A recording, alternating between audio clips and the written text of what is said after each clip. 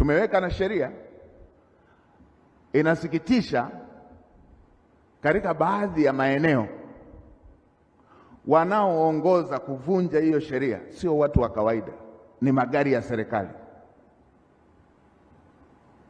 Inawekwa mita 50, inawekwa hiyo sheria ya 50 kwa kilomita, hawafuati. Imewekwa zebra, hawafuati. Imewekwa taa, hawafuati.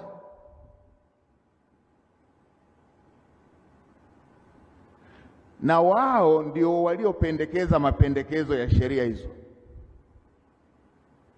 Bunge limetunga sheria hizo baada ya serikali kupendekeza.